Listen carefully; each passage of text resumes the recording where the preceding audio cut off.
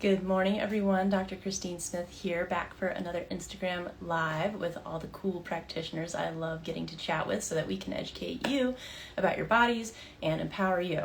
So today we're going to be talking with a neurologist, Dr. Amelia Scott Barrett. She is actually a Stanford graduate who started her own practice at Skyridge Medical Center in 2003, and she specializes in treating patients with headache disorders. She even has her own online course for migraine relief, and it's oriented around lifestyle and nutrition and yoga. And she's one of the first neurologists that I have gotten to meet who actually is more functionally minded and really focuses on lifestyle components as a huge part of this stuff. And I absolutely love getting to chat with her about these things. So I'm going to go ahead and invite her on now.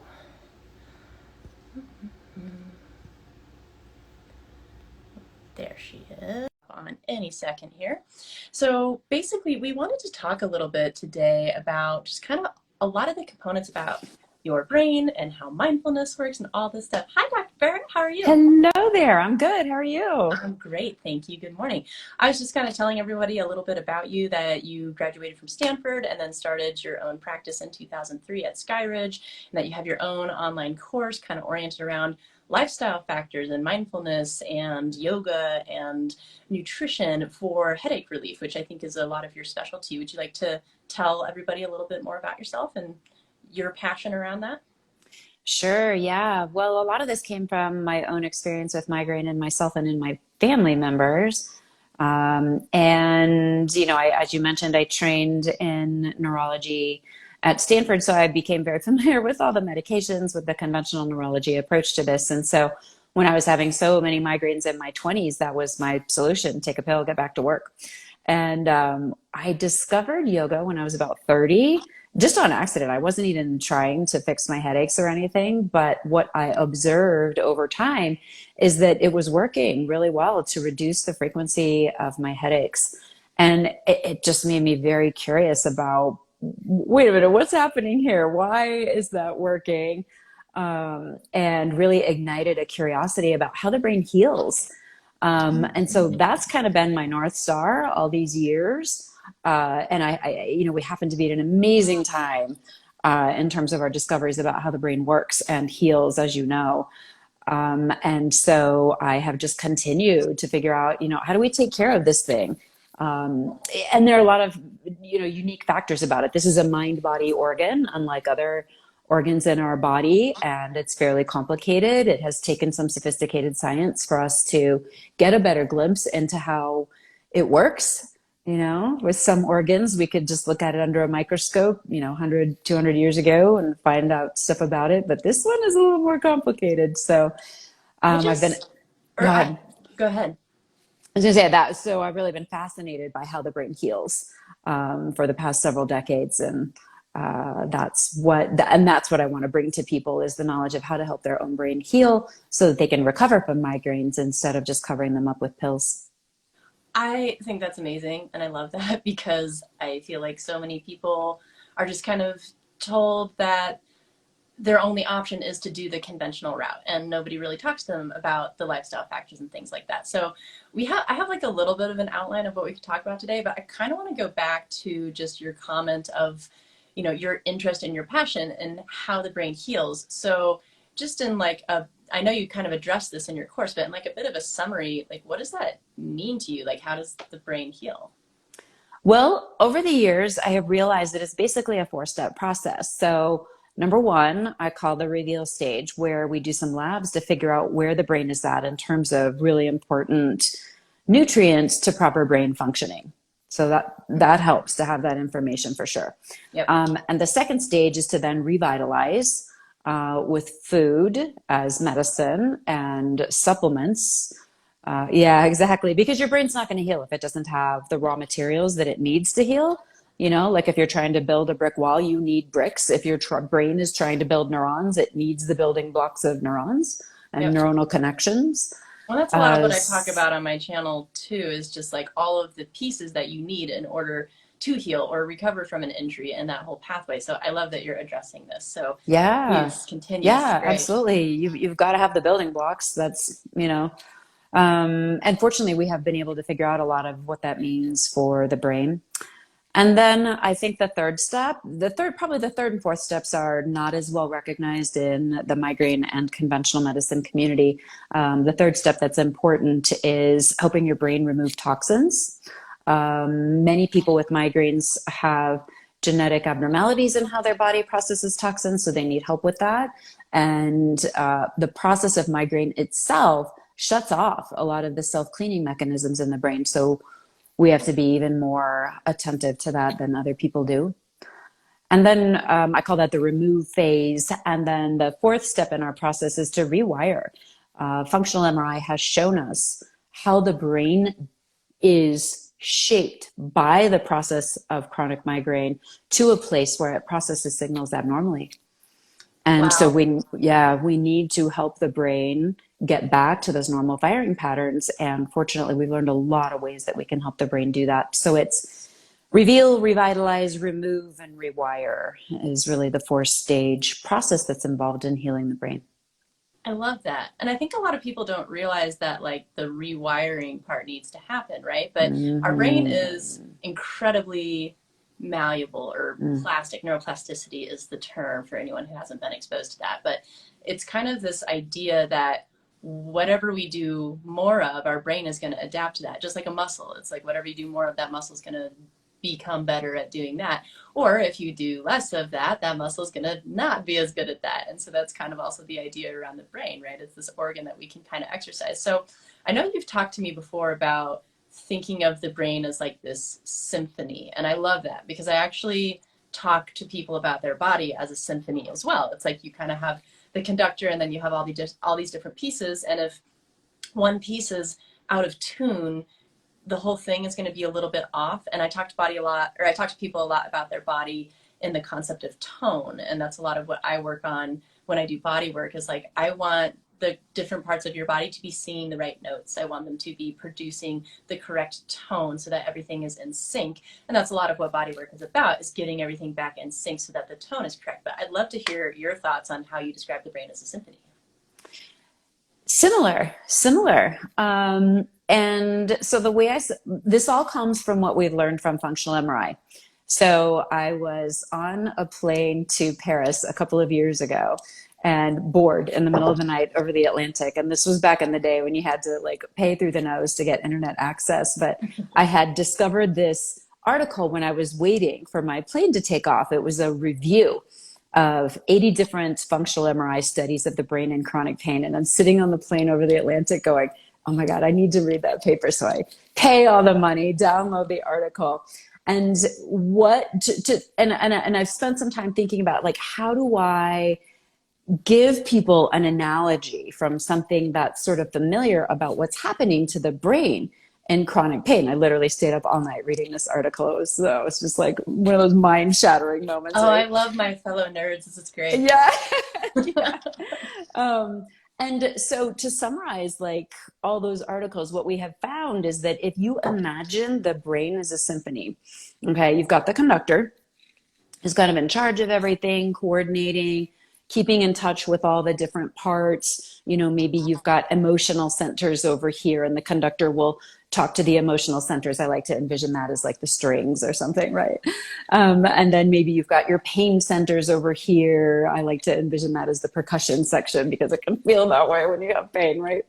And so the conductor is, talking to each of these sections individually and helping all of the other sections work together as a whole. So that's kind of the job of the conductor. And so if we want to translate that into the neuroanatomy, for those of you out there who know some neuroscience, it's the frontal lobe circuitry, it's the anterior cingulate, it's the prefrontal cortex, it's the insula. Those are the areas of the brain that represent those conductor circuits. And so what we see that is happening in chronic pain is that the conductor is not there anymore.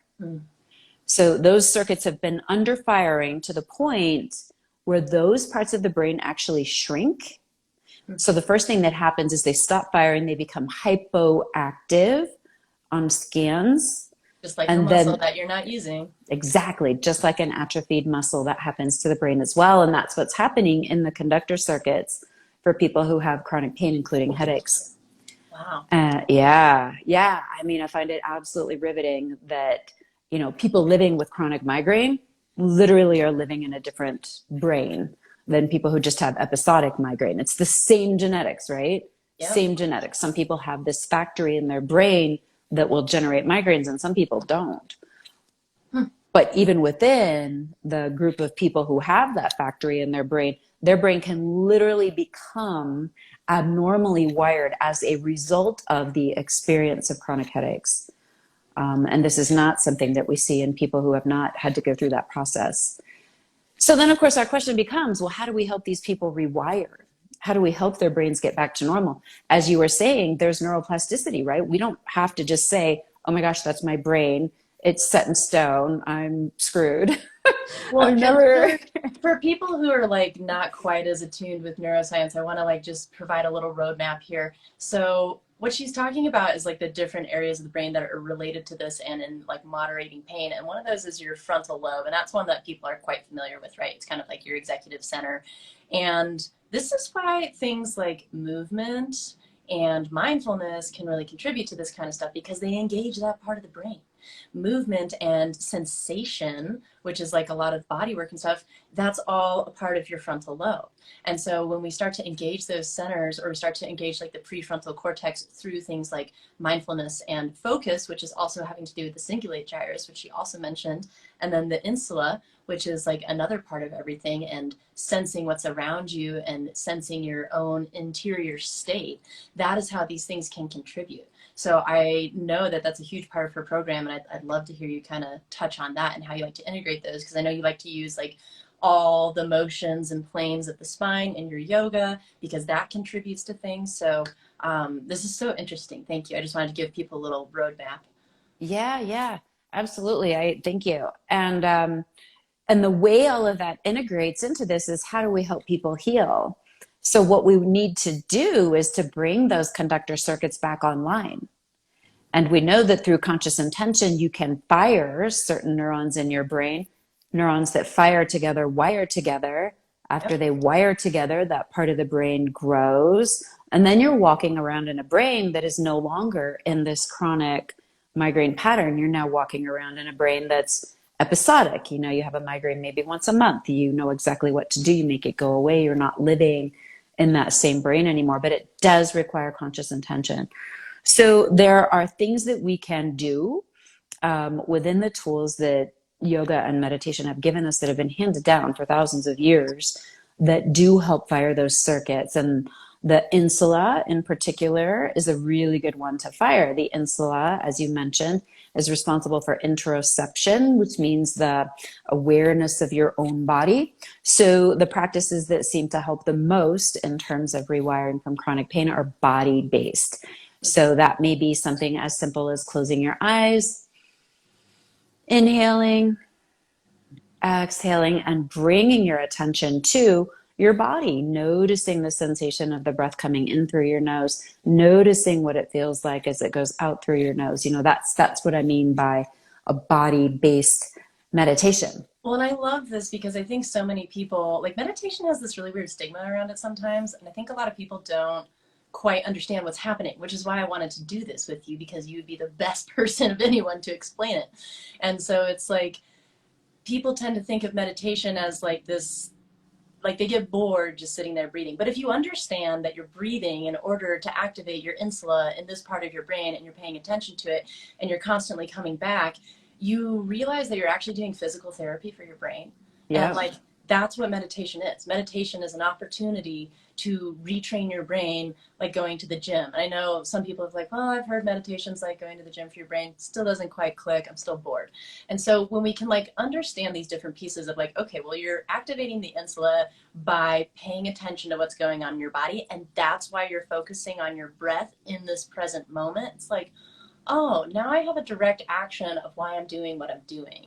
And when it comes to the frontal lobe or the anterior cingulate, that's like the act of paying attention, which is a skill. It's something that you have to develop. It's just like when you like haven't read a book for a long time and then it's really hard to go back to like reading again. But then after you do it for a little while, it gets easier. It's that skill of paying attention. And so when we work on these parts of the brain, they get stronger. And with the frontal lobe, that's the component of like choosing what you want to focus on and directing your brain over your own body chemistry. And as we start to do this, it makes that symphony play more in tune. So I love that she's addressing all of this, because I think it makes meditation less daunting, and it gives you a purpose behind what you're doing. And it's this physical therapy that we're doing for our brain, which ultimately results in biochemical physical therapy for our body, because what state our brain is in changes the chemical output into our body. So anyway, please keep going. This is great. Yeah, absolutely. And I think you bring up a good point that people need to understand the science behind it in order to buy into it. Yes. I mean, I have absolutely had the experience of meditating and feeling like, okay, I'm supposed to sit down and shut off my thoughts. Okay, I just had a thought. I'm failing. I'm had doing another thought. I failed again. Right? There's no doing it wrong. It's a practice. Yeah, and it depends on what you're trying to do with your meditation. Yes. So I think it's important that if your goal is to help your brain rewire and reduce chronic pain, you need, number one, knowledge. So you need to understand why it works, and you need to know exactly what to do. But knowledge alone isn't enough. You need a guide to show you how this works, to take you to those places inside your brain so that you can feel what it's like and gradually learn, so that you can then acquire that tool, embed that deeply in yourself, and then you can, take off with that and go down that path. But you need the experience, because the feeling is what produces that chemistry. Yeah. And it is an experience-based thing, which is why I don't write books. I do courses, because people need to be led through the process so that they can discover that within themselves. Because it is about more than just the knowledge. It is about the experience of what it feels like to do that, and to know that you're doing the right thing and you're going to produce the intended consequence. So just as an example, I was working with a student recently who had been followed by a headache expert for 20 years. He had great medical care. There is not a deficiency of proper knowledge on the part of his doctor or great medications that he was given, but he's on disability from his headaches. And so the missing piece for him was this, that his brain was in this chronification pattern, and he had been meditating. He just wasn't doing the right thing to really help the brain rewire. Yes. So he learned these strategies. 6 months later, he's down to 10 to 12 headache days a month. And he's just like jaw dropped. He cannot believe that this was within his power all along. He just needed to know what to do, and some accountability and consistency over time.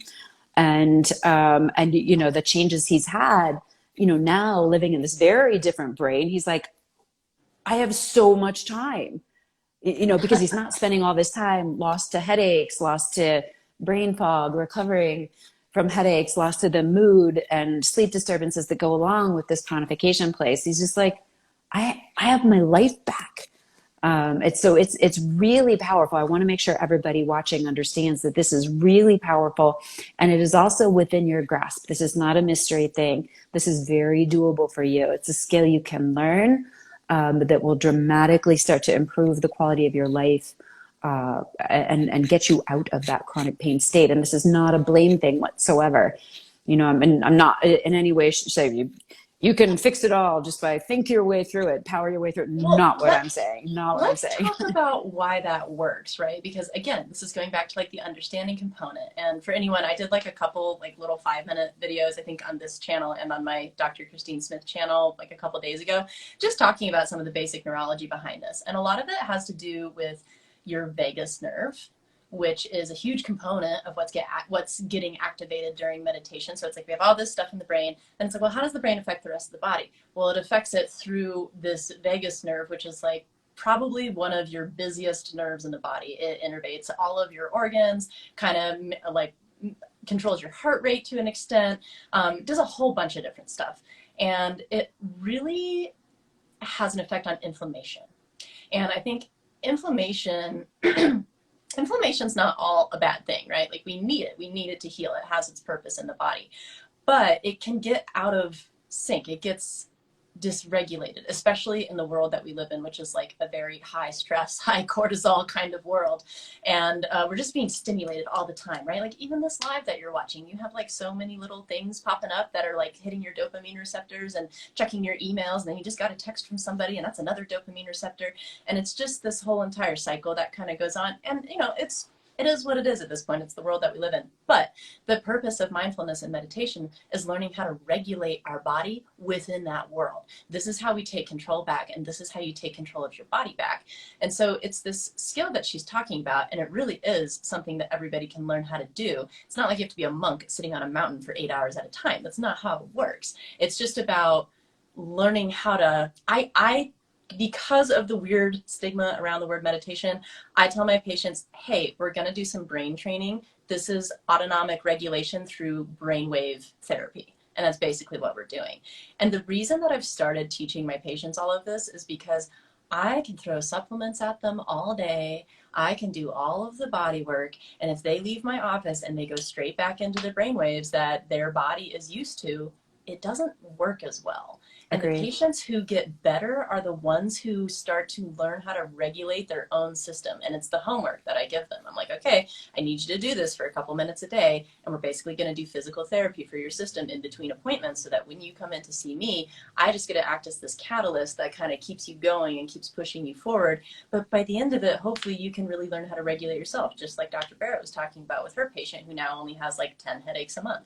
And that's incredible for somebody whose life has been like just taken by this stuff. And I had another patient who had, we'll just call it like the big long C, and had effects of that for months, and had been put on a bunch of steroids and a bunch of painkillers and like all this different stuff. And she had been, in her words, feeling like a potato for about a year. And I looked at her lab results and I was like, okay, I want you to take these basic supplements, like some amino acids, some minerals, some vitamins. That was pretty much it, and like some antioxidants. And then I want you to start doing these meditations. And she did it, right? And that's the thing as the patient, is she showed up and she did it, even when she felt like crap. And she basically like fell asleep after the meditation, exhausted on the floor because it took so much brain power. But this is what I talked about in some of the 5-minute videos. When you start out, it's really hard because you're like building a new neural network that you don't even have yet. And you're having to like borrow building blocks from your stress pathway, which are also related to your neurotransmitters. So when you're stuck in this stress state, all your building blocks are kind of being stolen. So it's like you're fighting two things when you start doing this process. You're reclaiming your building blocks, which is why nutrition matters. Like you have to give your body the building blocks to do this. And then two, you're building these new neural pathways. As you build these neural pathways, it's kind of like a river running through the ground. Like at first it's like kind of hard and kind of all over the place.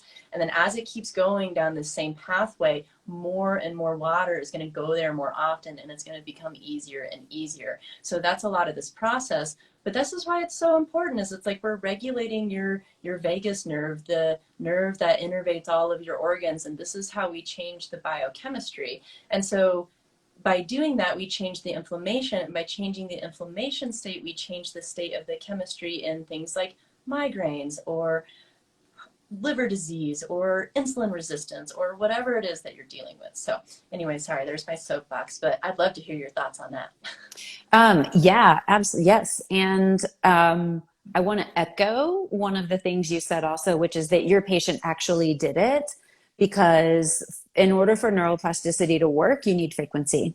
So if you do 10 minutes, if you do 10 minutes a day, that is far more effective than 70 minutes once a week. And that's why I feel like the emphasis is on individual empowerment, because this is teaching people tools that they can use to reshape their own brain. No pill can do this for you. No external person can do this for you. Nobody can do this for you but you. So you need to learn the right thing, and then you need to have the motivation to follow through and be consistent and get through that first page where you're like you're saying with your patient, like it's exhausting in the beginning, like any new habit. Yeah, like any new habit you learn, it's always exhausting in the beginning. There's mental energy that goes into creating new habits. It's a time when you need support, you need community, and you need guides to keep you on that path. Yeah, so I agree with that for sure. when it comes to like guides and community and stuff too, I know sometimes when people are tapping into this, it's like you may not have the community that you need. And there are some really cool things you can do with meditation. So one of the ones I really love, like if you're ever in a place of feeling unsupported, and feeling like you need community, there's this exercise I do of the supply chain. Mm. And it's basically a meditation on the supply chain. So for this tea that I'm drinking right now, I like to do the practice of, okay, so there's the person that brought my tea bag, or the person that stocked my tea bag on the shelves at the store, and the Mm. person who rang me out for my tea. And then there is the person who put all the tea bags into the box. And then there is the person who picked all the tea. And then there's the person who drove the tea to the factory or wherever that it got put into the bag. And then there's the person that drove it from that factory to the grocery store. And it's like, just right there, what, that's like 8 people, and there's probably more than that. And then there's also like my mug that I'm drinking out of. How many people did it take to make the mug and then take it to the store and then ring me out at the store? And so all of a sudden, I'm suddenly supported by like 20 people that I've never met, and I have an entire community of support. And you can tap into that in your meditations and come into this place of like, oh, I am okay. Oh, I am supported. Oh, we are all supporting each other as humans. Oh, I feel such relief and such gratitude. And all of a sudden, this weight just like drops off of my shoulders, and I feel the softness in my heart. And all of a sudden, my body just feels more relaxed. Your chemistry just shifted. That was the Yeah. moment. And that's kind of how it happens. And so it's like, what, that took me 1 minute to explain. So it's like, these practices are things that you can integrate throughout your day. And what she was talking about, like there's so many different kinds of meditation, and if anything, you can just start with your breath and just listening to your breath, and that's something called shamatha. And it's like the most fundamental form of meditation is coming into being present in your body, letting your stress and whatever you're worrying about just like dissolve for a minute. The world will not go into chaos if you're not like thinking about the bills you have to pay for 10 minutes. Like nothing's really going to change. And so it's like you just give yourself this break, and you like acknowledge yourself as a human that needs to just like nurture yourself for a moment. And that's really Yeah. what this is about. And Yeah. so I'll share like a little experience of some of the stuff that I do. And then I'd love if like Dr. Barrett would share maybe like some of the experience that she has. Because I think hearing about what it feels like sometimes gives you this idea of things that you can work with, like the little supply chain exercise. And then I Hmm. know Dr. Barrett has patients and stuff, so I'll let her go. But basically, like if I am sitting meditating and I am trying to come into a state of presence for myself, I always have thoughts going on, right? Because that is my body trying to maintain its normal state, which is like, hey, we got stuff to do. This is the state I'm in 90% of the time. Like, you need to focus on these things. And I'm like, no, I'm going to treat you like a puppy. I'm going to ask you to sit. And then you're going to wander off, and I'm going to ask you to sit. And you're going to wander off, I'm going to ask you to sit. And you can't yell at the puppy. It's not going to work. You just got to be kind to it, and you just got to tell it 1,000,000 times and keep bringing it back to sitting. And so as I keep doing that, I am now making a choice of what I want to do with my own biochemistry. And as I sit there, for me, when I'm trying to come into a state of presence, I've been playing with this stuff for a long time, and one of the things I find really helpful is I almost watch everything around me dissolve into particles, including the room that I'm in, whatever thought just popped up. It's like it just dissolves into particles. And then for me, as I inhale, I bring all those particles back into my body as energy. So it's like reclaiming my own energy from all the outside sources that are pulling it away from me. And then I just continue doing that in this practice where I'm like bringing all of my own energy back. And it lets you do multiple things. It lets you pay attention with the anterior cingulate. It lets you acknowledge your own inner state with your insula. And it also lets you use your prefrontal cortex to make a choice in what you're doing. And so it activates all those different parts of the brain she was talking about. And then for me, if I really want to do like a step further, right, I imagine in my body, what would it feel like to feel the way I want to feel today? Like, what would that look like? Like, I want to feel confident. I want to feel happy. I want to love my life. I want to feel grateful. I want to see myself like killing it on this project at work. And then sometimes I'm like, oh, how do I access that state if I haven't felt it before? And if I like really can't imagine what it would feel like, I think about somebody that I admire, and I think about what they look like and how they operate in their life and what it would feel like to be them. And then you get to experience the feeling that she was talking about. And then you practice sitting in it in your own body.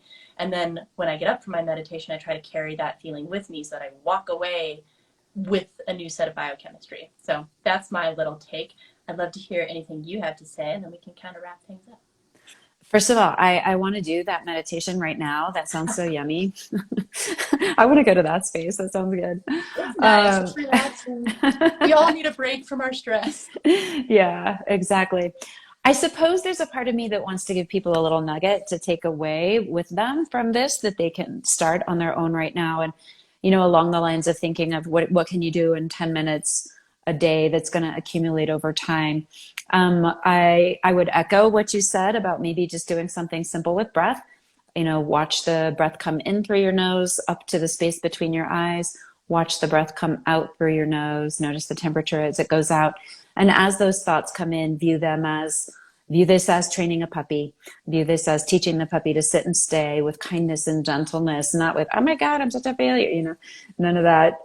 Just view that you are training your mind. And what's going to happen over time is that as you do that, you are bringing the conductor circuits back online. You are bringing those, you're making those circuits fire. You're enlarging those areas of the brain.